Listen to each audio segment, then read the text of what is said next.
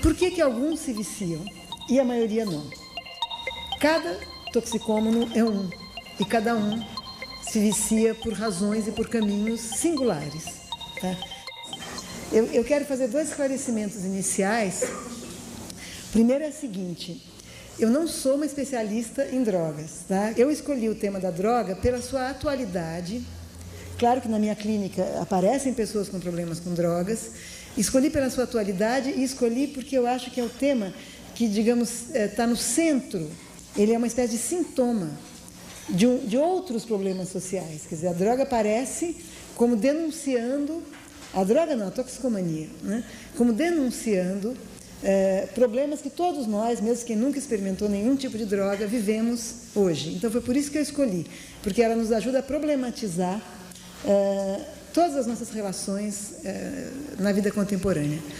A segunda coisa que eu quero esclarecer é que provavelmente essa não será uma palestra contra as drogas. Eu pretendo discutir a questão, principalmente do ponto de vista do grande problema, que é o tráfico e o vício, né, a adição. Né? A primeira questão que talvez a gente tenha que pensar é a seguinte: por que, se hoje a droga está tão acessível, as drogas, basicamente, a mais popular talvez seja a maconha, e com uma droga um pouco mais pesada e mais perigosa, a cocaína. Né? Mas se a droga hoje está tão acessível, principalmente na adolescência ou desde a adolescência, por que, eu acho que essa talvez seja a pergunta para a psicanálise, né? Não é que essa pergunta interesse a todos, mas eu vou levando por onde dá. Por que alguns se viciam e a maioria não? Ou seja, então a gente tem que começar a tratar 2 questões em separado. Né? Uma, por que se usa drogas, ou por que a droga se tornou mais popular no Brasil, talvez no Ocidente todo, de 20 anos para cá. Quando eu era adolescente, a droga era uma exceção, era um segredo, era uma coisa desconhecida, alguns iniciados, né? Tinha um poder, tinha um valor, inclusive, de experiência subjetiva, de enriquecimento da subjetividade, de transgressão, muitas pessoas procuravam a droga para afirmar uma atitude assim, contra o autoritarismo, enfim, era uma outra coisa. Né? Hoje a droga é quase, na adolescência, quase banal. Né? Então, a primeira pergunta seria essa: por que ela, sendo tão banal e de tão fácil acesso, alguns se viciam mesmo, se tornar toxicômanos, ter problemas de desempenho, problema escolar, problemas com a saúde, etc., e a grande maioria não. Né? Então, vamos ter que entender um pouco essa diferença. Né? Segundo, a gente tem que entender que talvez não exista sociedade humana que não tenha criado os seus mecanismos de escape. Né? De escape no sentido de escape da realidade crua, cotidiana, enfim, enfeitar um pouco a vida, ou sair um pouquinho, ou fugir um pouquinho, ou sonhar um pouquinho, é próprio de todas as culturas, seja pelo meio que for. Né? Nós estamos aqui num café filosófico, é provável que algumas pessoas gostem daqui a pouco de pedir uma cerveja, ou um vinho, ou um uísque, e continuar acompanhando essa conversa num estado de consciência um pouco diferente do estado, digamos, a seco. Né? E isso não é considerado um grave problema, a não ser que a pessoa se torne um alcoólatra. Né? Não é considerado um grave problema que depois de um dia de trabalho a pessoa gosta de alterar a sua consciência, a sua sensibilidade, o seu estado corporal, etc., usando bebidas, por exemplo. Né? O próprio Freud, ele diz uma coisa interessante, ele diz, é impossível enfrentar a realidade o tempo todo sem nenhum mecanismo de fuga. E ele nomeia a embriaguez, os estados de embriaguez, né? A fantasia que às vezes a gente, de fato, embarca tanto nela que perde a noção da realidade. Né? A fantasia de cara limpa, né? Não estou falando de grandes baratos. Né? E outros vícios, o jogo, ele fala de vícios em geral. Né? Quer dizer, então, se não dá para enfrentar a realidade sem algum tipo de fuga, se nós estamos sempre, de certa forma, imaginariamente melhorando a realidade a nosso favor, ou tentando torná-la um pouco mais aceitável, ou tentando nos modificar para aguentar a realidade, né? Por que é que algumas pessoas conseguem manter um equilíbrio entre estados em que elas estão a seco na realidade, enfrentando as coisas, digamos, como elas são, se é que a gente consegue enfrentar realmente as coisas como elas são, e outras pessoas, para outras pessoas a realidade é tão intolerável que elas passam a não conseguir mais, vão não crescendo a ponto de não conseguir mais viver sem a ajuda de algum tipo de aditivo, né? Ou os psicóticos que partem de uma vez para o mundo da fantasia, ou os alcoólatras, ou os toxicômanos, etc., né? Quer dizer, por que que para algumas pessoas esse escape, esse escapismo eventual se torna um vício? É o que o Freud vai dizer. Ele diz, olha, a cura de qualquer vício, simplesmente pelo imperativo de abstinência, não pode, agora você para e fica limpo, ela não funciona. Porque não encara, não vai a fundo naquilo que é, digamos, a fonte da paixão pela droga. Então, a gente deve considerar que as drogas... Eu vou o tempo todo mencionar o álcool junto, tá? Embora o álcool seja uma droga legal. E, em breve, eu vou também incluir as drogas, os psicofármacos. Quer dizer, as drogas legais, médicas, receitadas, que a pessoa compra em farmácia sem nenhum problema com a polícia, mas que também viciam e que também estragam muitas vidas, né? Então, a gente pode começar se colocando essa questão. Quando Freud fala que a cura pela abstinência não funciona porque não vai até o fundo do que seja a fonte da paixão, nós podemos pensar no uso de drogas, pelo menos no uso contínuo de drogas, como uma espécie de paixão, como a paixão pelo jogo, por exemplo, que é um outro tipo de vício, né? A outra coisa é que, lendo também outros artigos de psicanalistas que trabalham com drogados mais continuamente, eles dizem, olha, não adianta a gente querer resolver o problema dizendo assim, existe o drogadito, o toxicômano. Então, são todos iguais, nós temos que tratar de todos iguais, né? É um tipo clínico, você analisa, descobre por que as pessoas se drogam e esse tipo resolve. Não. Cada toxicômano é um, e cada um se vicia por razões e por caminhos singulares, tá? Então, a toxicomania não é ela só, ela própria, digamos, uma doença, né? Ela é sintoma, e sintoma que pode estar resolvendo problemáticas diferentes para cada um. Tem uma psicanalista que usa essa expressão, que é uma expressão grega, da droga como fármacon, que é uma expressão que designa aquele remédio que, ao mesmo tempo que é remédio, se você aumentar a dose, ele é um veneno, né? Como o arsênico, por exemplo, né? Quer dizer, ele numa dose pequena ele é curativo, se você aumenta a dose, ele é letal, né? Quer dizer, a droga, então, ela, como tóxico, é como se o sujeito ficasse transitando, digamos assim, nessa linha até o limite em que o fármaco, remédio no sentido aqui de remédio para a sua angústia, para a sua ansiedade, para a sua dor de viver, para a sua dificuldade de enfrentar socialmente os outros, enfim, para cada um é remédio para alguma coisa, né? Ele vai testando em que ponto esse remédio pode se tornar um veneno, né? Então, tem aí, nesse teste de resistência que alguns drogados fazem, uma espécie de teste, digamos, da sua onipotência imaginária. Quer dizer, a gente pode imaginar um jovem, uma jovem, um homem, alguém pode se viciar também na vida adulta, não é uma coisa só da adolescência, que se acha, de certa forma, invulnerável, né? E esse sentimento de invulnerabilidade, quer dizer, nada vai me atingir, nada vai me destruir, produz como contrapartida uma espécie de um namoro com a morte. Quer dizer, se eu me sinto invulnerável, quer dizer, se eu me acho tão perfeito, tão maravilhoso, em psicanálise a gente diria, não tem castração para mim, não tem falta, né? Para eu me livrar disso, desse estado, que é um estado quase de vida congelada, de vida que não tem vida, porque não tem marca de falta de sofrimento, etc., eu pulo para o outro extremo e vou namorar com a morte. Quer dizer, eu vou ver até onde eu aguento, eu vou ver se esse negócio ganha de mim ou se eu ganho dela, né? Às vezes, quer dizer, quando eu disse a droga, começa como remédio e pode terminar como tóxico, na questão do fármaco, né?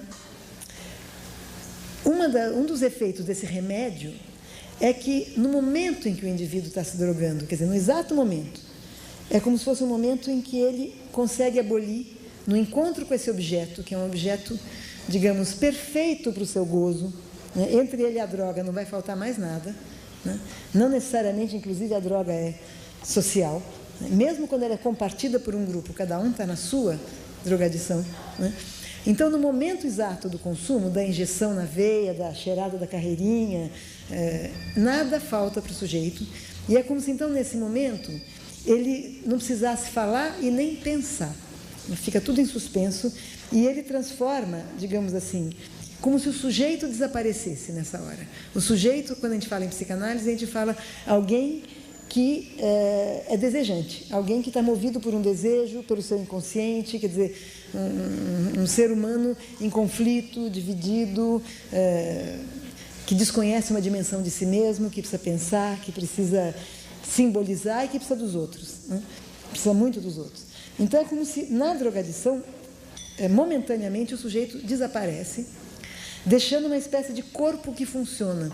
É um corpo que funciona, que acolhe a droga, que produz efeitos físicos, efeitos apaziguadores, mesmo que esses efeitos sejam excitantes, eles são apaziguadores daquilo que é, afinal de contas, a dor de viver.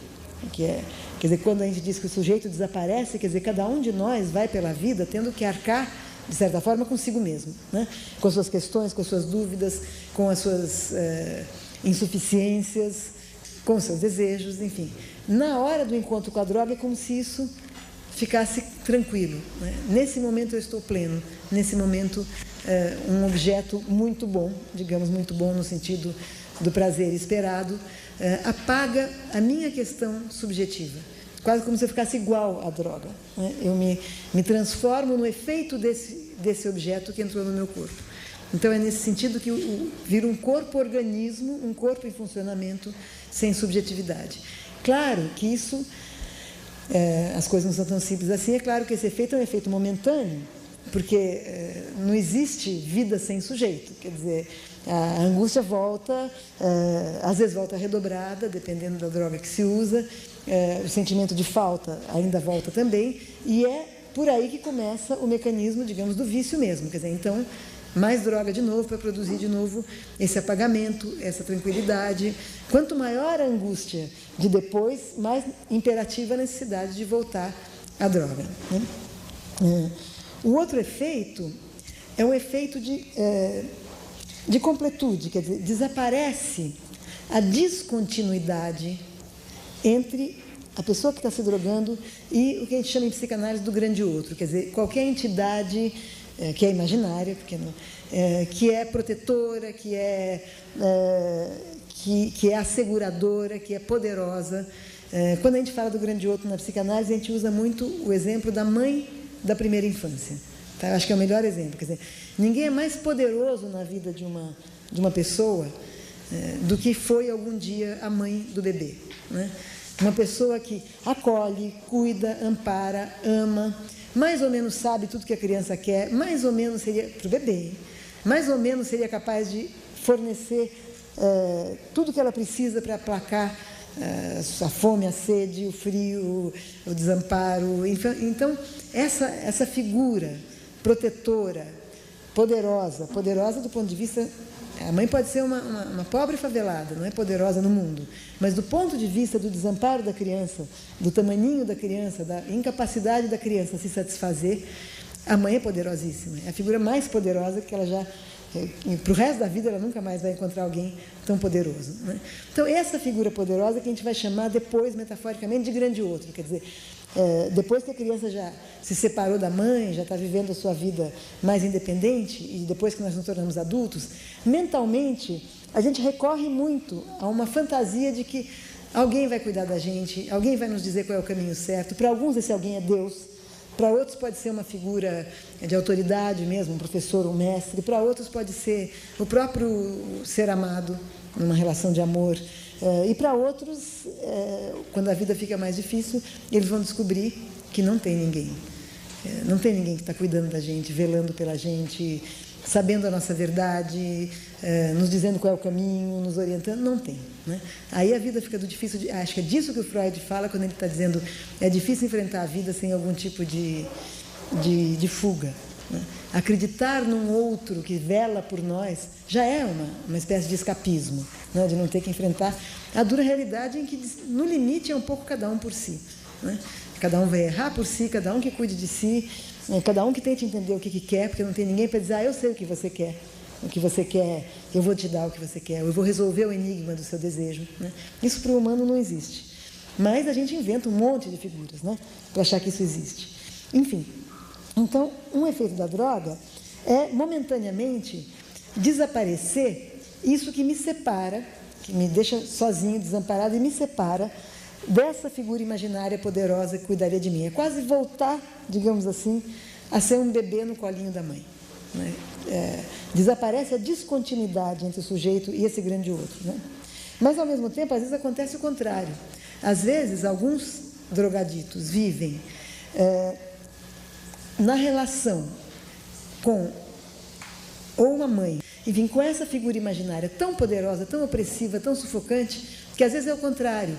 Às vezes o sujeito se droga para se estragar, para se inviabilizar, como se ele tivesse que fugir dessa relação perfeita que ele imagina que se instalou na sua vida e que ele não tem liberdade para se tornar um sujeito, um indivíduo separado. Né? Isso, algumas relações mãe-filho vão produzir esse efeito. Né? Não só a relação mãe-filho, mas a relação mãe-filho é ideal para produzir esse tipo de efeito. Então, vocês vejam que aqui já começa a comprovar essa hipótese dos psicanalistas de que não existe uma razão para as pessoas se drogarem. Quer dizer, por um lado eu estou dizendo, tem uns que se drogam para procurar amparo, como se a droga, junto do corpo, deixasse aquele sujeito pleno, perfeito, desaparece a descontinuidade, né? Ele está completo, e para outros é o contrário. Para outros a droga é para ele se detonar, para ele se afastar, digamos assim, dessa sensação de perfeição, de completude que o sufoca. Tá? Já são duas razões diferentes para uma pessoa se drogar.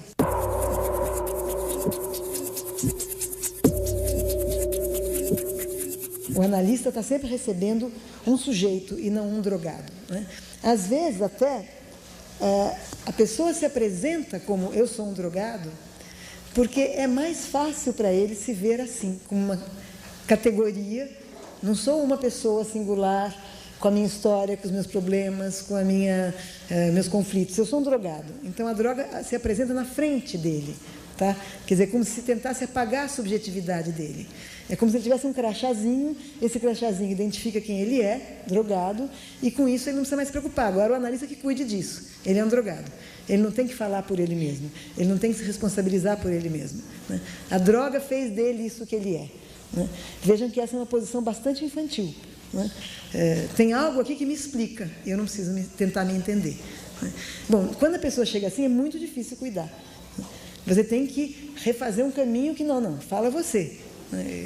A droga não me diz nada aqui. Fala você.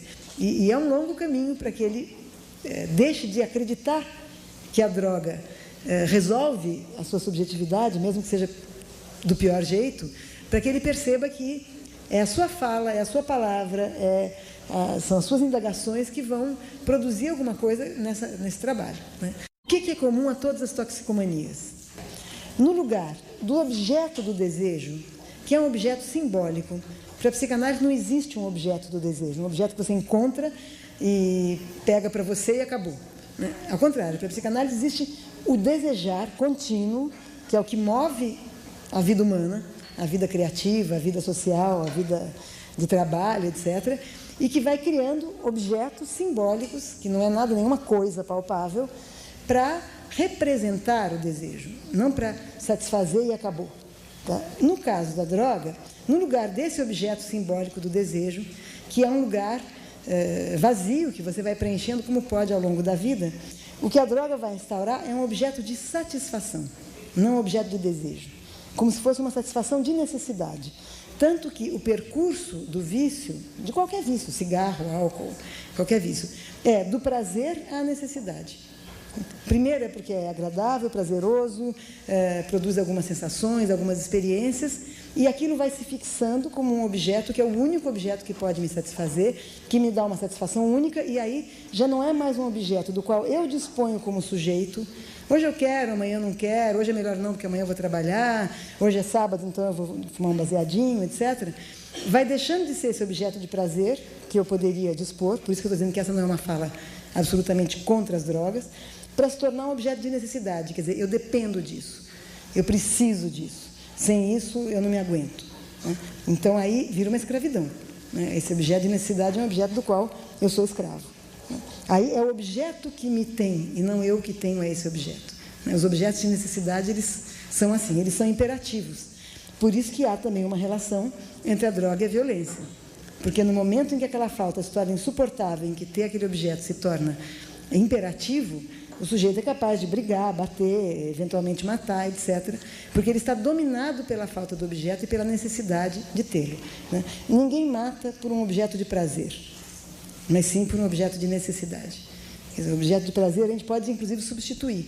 Ah, tudo bem, não tem cerveja, eu tomo vinho, não tem vinho, eu fico sem nada, amanhã eu vou tomar, então eu vou namorar, enfim. Objetos de prazer a gente tem uma série pela vida e as drogas poderiam se incluir entre eles, né? Algumas drogas pelo menos. Né? Então, o que acontece? Se no lugar do objeto do desejo tem um objeto de necessidade, né? Com o qual eu tenho uma relação, vamos dizer, totalitária, né? Preciso dele, ele me completa, é o único que eu posso querer, etc. Seria muito interessante a leitura do livro Junkie, que alguns talvez conheçam aqui, do William Burroughs, que foi um escritor americano e que se drogou com heroína, que é uma experiência que aqui no Brasil a gente conhece muito pouco. Eu só tive uma paciente que foi, quando vivia na Europa, se drogava com heroína, que é uma droga muito cara aqui. Né? Mas o Burroughs, nesse livro, ele conta a sua experiência com a heroína. Né? Ele se drogou praticamente a vida inteira e ele intercalava períodos de vício com períodos em que ele se internava e desintoxicava e depois voltava. Né? Mas o que eu digo que é interessante é porque ele conta que ele não se lembra justamente do barato da heroína. Quer dizer, aí tem o apagamento do sujeito. Então, a narrativa dele é muito interessante, porque ele conta como era a falta da droga, o sofrimento, inclusive celular, porque a heroína é uma droga que substitui algum elemento celular, que eu não entendo muito bem. Então, as células doem. O interior das células do corpo doem, depois de algum tempo, com a falta da heroína, porque ela substitui alguma coisa que é necessária para a vida da célula. Então, na desintoxicação, o sujeito tem que quase que ter uma certa renovação de muitas células do corpo que morrem com a falta da droga. Tem que ir tomando alguns remédios para suprir isso, mais ou menos. Então, nesse livro do Burroughs, Junkie quer dizer exatamente drogado, né, na gíria norte-americana, ele conta da falta da droga, ele conta de todos os recursos para obter a droga, quando ele roubava. Ele não foi um criminoso, mas ele matou a própria mulher num jogo perigoso, não como um assassinato, mas num jogo de Guilherme Tell. Imaginem onde estava a cabeça dele. Né? Mas ele não era um criminoso, que eu digo, ele não assassinava para roubar e se drogar. Mas ele conta, então, a falta da droga, tudo que ele podia fazer para conseguir a droga, roubar, se prostituir, pedir dinheiro emprestado, etc. O momento de alívio de estar com a droga na mão, mas ele não relata em nenhum momento como é que ele se sentia quando estava drogado, porque esse momento ele não tem nenhum registro. No caso da heroína, então, que é uma droga fortíssima, é como se esse fosse justamente o momento do apagamento do sujeito. Quer dizer, aí não tinha mais um sujeito. Né? Tinha um sujeito até um minuto antes e tinha um sujeito a partir do momento em que o efeito da droga termina. Tudo isso ele pode narrar. O momento em que ele encontra a droga é um momento em que ele não existe como sujeito. Eu não sei se isso é claro para vocês. Tá? Ele está vivo, não é que ele não existe. Né? Mas ele não existe como sujeito, como alguém que é responsável pela sua vida, que sabe mais ou menos o que está fazendo, digamos assim. Não que ele estivesse fazendo nada, porque a heroína deixa a pessoa num estado de absoluta prostração. Mas é como se tudo que se passasse num outro lugar, que não na sua subjetividade, tanto que depois ele não poderia retornar a isso, né? Evocar isso na memória. Né? Então, quando um sujeito vem e diz, eu sou um drogado, e pensa que com isso ele está resolvido, você que vai cuidar desse assunto, o que é que está se apagando? Quer dizer, nessa afirmação, qual é a pergunta que não aparece? É exatamente a pergunta, quem sou eu? Que é claro que uma pessoa que vai se viciando desde muito cedo e isso se instala na sua vida como um modo de vida, de fato, ele não consegue responder essa pergunta, quem sou eu? Ele é um corpo em abstinência à procura do objeto que vai resolver o problema da abstinência. Isso não resolve uma questão do ser, de quem sou eu, né? A outra pergunta é, o que é que me falta? O que é que me falta que eu preciso estar o tempo todo grudado nesse objeto que me complete, né? E é claro que ele teria que chegar a entender que o que lhe falta não é a droga. O que lhe falta é algo que falta para todo ser humano, né? Todo ser humano perdeu, de alguma forma, a sua completude praticamente ao nascer, né? Somos todos faltantes de alguma coisa, né? Só que nessa necessidade da droga, nessa necessidade imperativa da droga, esse sujeito perdeu a via de acesso ao seu desejo. Quer dizer, ele não sabe fazer nada com o seu desejo. Nós todos fazemos muitas coisas com os nossos desejos, embora a gente não saiba exatamente que desejos são os nossos, eles são inconscientes, mas nós fazemos muitas coisas. Nós criamos coisas, nós pensamos, nós conversamos, nós buscamos nossos pares, nós buscamos o nosso prazer, enfim, nós nos angustiamos também, nós enfrentamos os nossos conflitos, etc., né? É como se a droga interditasse essa via de acesso ao fato de que nós desejamos, né? Então, nesse sentido, elas evitam, as drogas evitam da gente ter que lidar com a dor de viver. A dor de viver, de saber que a gente vai morrer, que a vida é breve, que nada é muito fácil, de que a gente pode perder as pessoas que a gente ama, enfim. Eu não preciso descrever para vocês os vários elementos, para cada um, uma coisa tem mais peso, mas viver é muito bom, mas também dói, né? Então, é como se a droga prometesse que pode apagar isso, né? Ora, aí vamos chegando um pouco perto da questão de por que na nossa cultura a droga... Quer dizer, por que eu escolhi esse tema como um tema importante para discutir a cultura em que a gente vive, mesmo para quem nunca se drogou?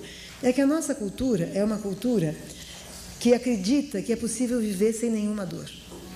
Quer dizer, é uma cultura que acredita que é possível viver e que essa é a boa vida. A boa vida é uma vida só de prazeres, só de conquistas, de realizações, de sucessos. Aliás, essa é uma palavra muito usada, né? Então, ela não produz modos de sofrer. Vou usar essa expressão um pouco estranha. Modos de sofrer. O que é isso? Por exemplo, o cristianismo, durante séculos, produziu um modo de sofrer, né?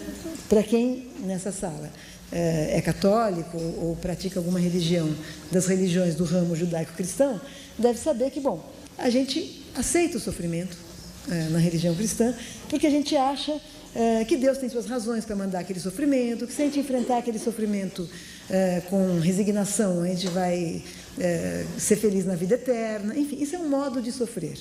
Eu, particularmente, não compartilho, não é assim que eu... Não sou religiosa, mas eu entendo que se você tem uma religião, o sofrimento, a própria cultura te dá, digamos assim, te ajuda a sofrer, né?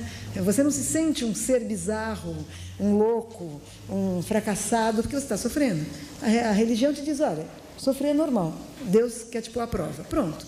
Isso já é, digamos assim, um certo conforto, né, para quem está sofrendo. A gente não deixa de sofrer, mas o sofrimento faz sentido. Outros exemplos. A corrente do romantismo, né, uma corrente de pensamento, uma corrente estética, que vem lá do final do século XVIII, da segunda metade do século XVIII na Europa, fica muito forte no século XIX. Não estou falando do que a gente chama hoje de romantismo, não, que é beijo de novela. Não é isso. Romantismo no sentido de entender a vida como a nossa perda em relação à natureza, a nossa separação da natureza, a nossa ânsia de voltar a encontrar uma espécie de comunhão com o todo, a nossa impossibilidade de encontrar essa comunhão com o todo, né? Isso está lá na poesia dos românticos alemães do século XVIII. O romantismo produz um modo de sofrer, inclusive às vezes valoriza o sofrimento. O sofrimento se torna fonte de inspiração poética, se torna sinal de sensibilidade. Então, são modos de sofrer aceitos pela cultura que fazem que, quando uma pessoa sofre, ela pensa o seu sofrimento de uma maneira, digamos, tem algum valor. Para ela, aquilo tem algum significado. Na nossa cultura, que é uma cultura muito individualista e muito hedonista, é uma cultura dos prazeres, o sofrimento nos deixa numa solidão absoluta, né? Cada um está sozinho com o seu sofrimento, inclusive com vergonha de dizer para o outro que sofre, porque sofrer é coisa para otário. Quem é esperto não sofre, né? Então, o desamparo aumenta. No nosso mundo capitalista, na sociedade capitalista de consumo que a gente vive hoje, que não é a mesma coisa que a sociedade capitalista de produção do século XIX. No século XIX, para o começo do XX, também a sociedade era capitalista. Mas o grande imperativo era: você tem que renunciar ao prazer, se sacrificar e produzir muito. Trabalhar muito, se esforçar muito, se sacrificar muito. Essa era a ética protestante, digamos assim, que regia o começo do capitalismo. Isso produz um certo tipo de sujeito. O Freud estudou esses sujeitos, né? Os sujeitos, digamos assim, entre aspas, reprimidos, que achavam que tinham que abrir mão de todos os seus prazeres e se disciplinar e trabalhar, etc. Quando o eixo da economia passa da produção para o consumo, que é a nossa sociedade de hoje, o imperativo é completamente diferente. Não é mais você tem que se sacrificar, você tem que renunciar aos seus prazeres, você tem que adiar infinitamente a recompensa só vai vir quando você estiver bem velho, tiver acumulado muito dinheiro, você tem que se esforçar. Não, hoje, ao contrário, o imperativo é consuma, né? Você merece, você tem direito. Claro que isso é uma frase quase vazia, porque na nossa vida a gente não vive essa experiência de que a gente tem direito ao prazer, é só a gente fazer assim que ele vem, né? E mesmo os imperativos de consumo, eles se dirigem a todos na sociedade, mas eles são acessíveis, a resposta só é acessível a alguns, né? Muita gente fica de fora, né? E aí que a droga entra, né? Como um objeto que, vamos dizer, substituiria todas as mercadorias que o cara não pode ter e que todo dia ele vê anunciadas que ele devia ter, né? Também esse mestre que diz ao sujeito: consuma, goze, viva no prazer o tempo todo, ultrapasse seus limites, no limits, né? Também esse mestre pode ser, por exemplo, a ciência, o médico, o psiquiatra, né? Que oferece a droga, aí no caso a droga legal, também para apaziguar as angústias. E diz: olha, você não tem que se deprimir porque alguém que você ama muito morreu. Toma Prozac, volta para a festa, né? Você não tem que ficar longe da festa durante tanto tempo. Quando, na verdade, o luto não é uma depressão patológica. O luto é um período normal que a gente sofre até superar uma perda, por exemplo. Tanto faz uma perda de alguém que morreu, uma perda de alguém que nos abandonou, às vezes um filho que sai de casa e vai morar longe. Enfim, tem um luto aí, né? Um tempo da gente parar de sofrer essa perda e depois se acostumar com ela, com esse vazio que fica, né? O que a medicina hoje diz? Droga para você. É fácil, tem uma variedade enorme, enfim. Então, da droga psicofarmacológica para a droga ilegal, o caminho já está aberto, né? Quer dizer, é a ideia de que bem-estar é você estar livre da subjetividade. Bem-estar, a psicanálise hoje, inclusive, é um caminho de cura que pouca gente tem interesse, porque, ao contrário, onde você vai se embrenhar na sua subjetividade ali até você poder estar mais ou menos centrado nela, né? É um caminho que interessa a pouca gente, porque se eu posso me livrar disso, se eu posso anestesiar, se eu posso automatizar minhas respostas, né? Tá sempre alegre porque eu tomei Prozac, está menos ansioso porque eu tomei Roipinol, sei lá o quê, está menos deprimido porque... Por que eu vou fazer esse caminho complicado, né?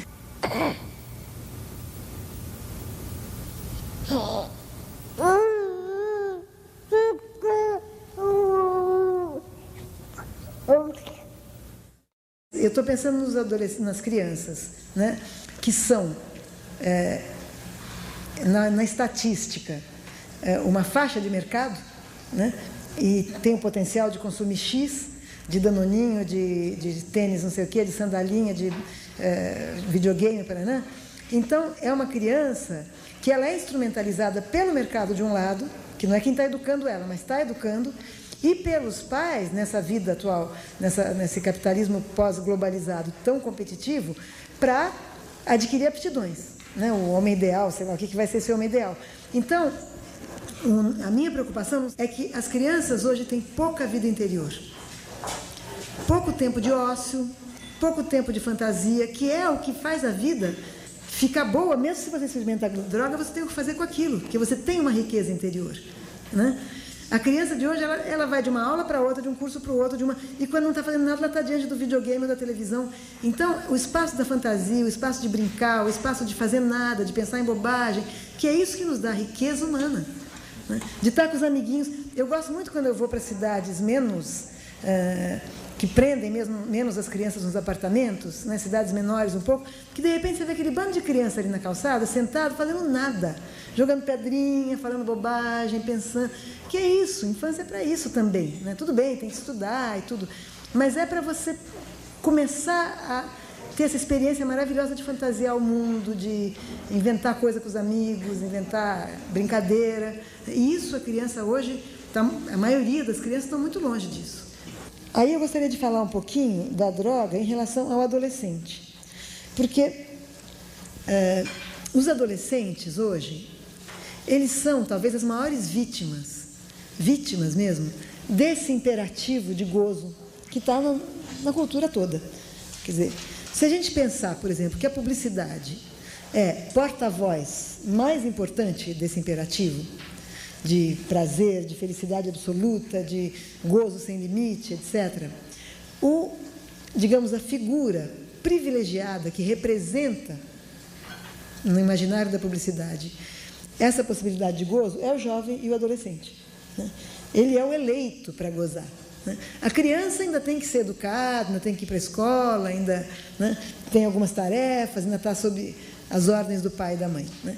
O adolescente, no imaginário da publicidade, também, digamos, da telenovela, ele é aquele que chegou, digamos, no potencial da vida adulta, porque ele já tem maturidade sexual, ele já tem um pouco de autonomia do seu ir e vir, ele já é mercado de consumo diferenciado, a criança também, né?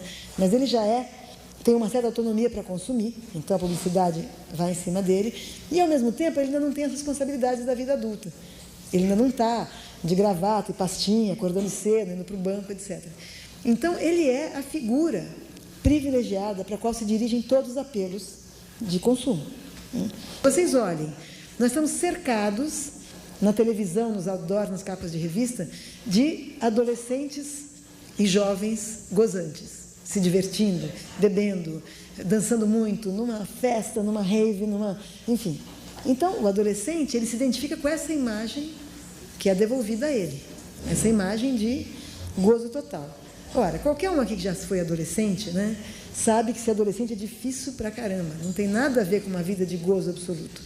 Ser adolescente é uma época de insegurança, é uma época em que você não sabe ainda, você perdeu o corpo de criança, ainda você não está muito à vontade dentro do seu corpo, que não é totalmente de adulto ainda, você mudou de turma, a família não te protege mais, você tem que se proteger sozinho, você tem um medo danado de rejeição. A criança até sem amiguinhos, ela até que fica mais ou menos bem, mas o adolescente fica apavorado, porque é a idade da turma. Enfim, não é essa idade de pleno gozo, de plena alegria que a publicidade representa, né? Então, é muito fácil o adolescente resolver esse problema, a sua inadequação, a sua solidão, a sua dificuldade de dominar os códigos da vida adulta, a sua insegurança, o seu medo do futuro, a sua fragilidade, porque ele ainda é um pouco criança, né? Esse caminho da droga é o caminho que está aberto para ele, né? Principalmente porque a maconha, principalmente, que é hoje quase que o rito de iniciação da passagem da infância para a adolescência, né, em alguns meios. Claro que tem meios que são mais protegidos, mas em alguns meios sociais que são menos protegidos, na escola da minha filha, que hoje tem 17, e do meu filho, que já tem 23, então já faz muito mais tempo, quando a passagem do ginásio para o colegial é totalmente acompanhada de você ingressar ou não na turma da maconha, né? Uns demoram mais, outros demoram menos, pouquíssimos ficam de fora, e é uma porta de entrada na vida adolescente, né? Que tem muitas vantagens, porque promove uma identificação grupal, né? Então, aquele adolescente que se sente meio feinho, meio bolha, meio rejeitado, meio nerd, se ele vai lá fumar um baseado com os outros, ele é aceito, né? Ele se sente bem, ele ri com todo mundo, porque daí dá aquela euforia, dá aquela relaxada no superego, né? Então, é uma porta de entrada muito fácil, né? Bom, para dizer que, como eu disse no começo, isso não é uma fala antidrogas, não é tão grave que os adolescentes experimentem maconha, fumem maconha de vez em quando, etc. É grave que eles achem que sem maconha eles não se aguentam, né? Então, aí vai depender muito do que a cultura vai fazer. A gente vê muitas experiências, inclusive em comunidades carentes, que o caminho para tirar os meninos do tráfico e da droga é o caminho do esporte, né? Claro, porque o esporte ele vai dar muitas coisas que a droga daria. Autoconfiança, vida em grupo, desafios, né? Lazer também, prazer também, né? Não é só estar jogando, ganhar, perder, etc. Só que eu não acredito muito nessa contraposição. Quer dizer, se o cara está no esporte, ele está livre da droga, né? Porque o esporte, hoje, infelizmente, ele também é muito levado para o lado da adrenalina, das emoções fortes, também há uma imagem do esporte que é dessa fúria que está tomando toda a cultura jovem hoje, né? É no limits, é ganhar de todo mundo. Então, esses anabolizantes que os caras usam, esses remédios para aumentar o rendimento, etc., são drogas também, né? Na escola do meu filho, um adolescente morreu na musculação, porque tomou uns negócios que eu não sei o que foi, porque não era conhecido meu, eu tive a notícia, né? E foi na coisa de CCD, cada vez mais, o mundo do no limits, ele é o mundo da droga, seja no esporte, seja na dança, o mundo do no limits é o mundo da droga, porque é o mundo do gozo, né? Disso que você extrapola todos os limites. Agora, o esporte pode ser visto de uma outra maneira, menos competitiva, menos violenta, né? Pode ser visto como um lazer, como uma coisa leve, como uma coisa lúdica. Aí eu acho que ele tem seu valor. Se o esporte é visto como pura desafio de competitividade, de ganhar, de ser melhor e tudo, ele não é o contrário da droga. A lógica é a mesma. Não quer dizer que o cara vai se drogar ou não, não sei, mas a lógica é a mesma. Então, acho que o mundo do esporte teria que ter um outro jeito de significá-lo, né? E a publicidade só usa o esporte para imagens de super-homem, né? Correndo acima de todo mundo. Ninguém se sente assim, né? Eu tenho a impressão que na cultura que a gente vive hoje, nessa cultura de muita televisão, a vida adolescente é muito vazia. Ela é muito vazia. Como ela é muito vazia, é muito fácil alguma coisa que quer encher esse vazio, né? Claro que também na universidade, mas na universidade talvez não seja tanto a própria universidade, digamos, o corpo docente que vai oferecer isso, né? Mas hoje, puxa, o movimento estudantil, o que é? Né? A produção cultural dentro da universidade, o que é? Né? Quer dizer, isso talvez esteja no momento em que esteja começando a voltar, né? Eu fico sabendo em São Paulo, através dessa escola da minha filha, de tantos grupos de jovens e adolescentes que fazem tantas coisas interessantes, que eu fico achando que para esses grupos a bebida e a droga não são vitais. Elas podem ser usadas, entendeu? Mas não são a razão de ser. A única coisa que o cara acha que vale a pena quando ele sai da escola é tudo tão chato que aí ele tem que encher a cara, né? Eu acho que esse vazio da vida produz imediatamente essa reação de adesão aos baratos, né? Então, eu tenho a impressão que a valorização das experiências de trocas grupais, né? Seja experiência criativa de grupos que fazem... Estou pensando na adolescência, isso vai aparecendo, né? Faz uma banda, um grupo de música, ou uma experiência de militância política, ou de trabalho social, quer dizer, experiências grupais, né? A gente se sente muito menos sozinho, muito menos desamparado. E a experiência grupal, quando ela é uma experiência de criação, ela te obriga a esse treino de não ter satisfação imediata. No mínimo porque tem um outro ali com você que você vai ter que negociar. Na nossa cultura individualista, muito competitiva e que nos bota muito isolados, muito uns contra os outros, então a satisfação fica dependendo não dos nossos semelhantes, da relação, mas de um objeto qualquer. A droga, ela é esse objeto, né, da satisfação imediata e tudo, principalmente nessa cultura individualista. Mas situações grupais... de trabalho, de criação, de pensamento, como isso aqui, né? Como isso aqui, é um exemplo, né? Aqui é difícil, a gente está pensando, tudo, mas é prazeroso também estar aqui, né? Também é criativo para cada um, quem fala, mesmo quem não fala, mas volta para casa. Então, eu acho que o Brasil é uma sociedade, nesse sentido, muito privilegiada, porque apesar de ter muitos dos vícios do neoliberalismo, é uma sociedade que ainda é muito gregária. em que as pessoas gostam de estar com as outras, gostam de conviver. Não é uma sociedade totalmente do cada um por si, cada um no seu apartamento, com o seu vídeo, a sua pizza encomendada, a sua fechadinha na sua caixinha, né? Então, a gente valorizar isso, aproveitar isso, sabe? Isso é claro que nas favelas do Rio de Janeiro, onde tem mais grupo de samba, grupo de rap, tem menos violência, por exemplo, né? Pensando na violência como um efeito da adição, né? Onde as pessoas estão não só criando cada uma por si as suas soluções para a vida, mas coletivamente. Eu tenho a impressão que, se a gente não for autoritário, pelas medidas, pelos caminhos da proibição, do autoritarismo, o outro caminho possível é o caminho das saídas coletivas, dos encontros, né? Porque o encontro é uma fonte de prazer que droga nenhuma substitui, né? Mas, ao mesmo tempo, ele não é satisfação imediata. Nós estamos numa cultura muito paradoxal, porque, por um lado, ela apela o tempo todo para algum tipo de barato. Não precisa ser exatamente, não tem anúncio de maconha, de cocaína, mas todos os anúncios são de barato. As imagens associadas ao barato são muito usadas pela publicidade, né? Evocando o prazer, evocando a farra, evocando o gozo, etc. E, ao mesmo tempo, nós vivemos nessa cultura que chama o tempo todo para o barato, que convoca para o barato, e que não conversa sobre droga, né? Porque é proibido. Assim como no caso das toxicomanias, do vício grave, o melhor caminho de cura são essas instituições que fazem trabalho grupal, terapia de grupo, conversa de grupo. Eu acho que também no caso de orientar nossos filhos, de tentar que eles possam beber cerveja sem correr grandes riscos, sem virar alcoólatras, seria criar grupos de referência, que deem prós e contras, que falem de experiências, que abram espaço para discutir. Toda experiência que é muito marginal, ela acaba sendo vivida de uma maneira sem limite, porque o limite está dentro da margem, não está fora da margem. Freud diz uma coisa muito interessante: onde tem uma proibição, tem um desejo, porque se não fosse bom, não precisava proibir, né? Se não fosse bom, ninguém ia querer, você vai proibir para quê, né?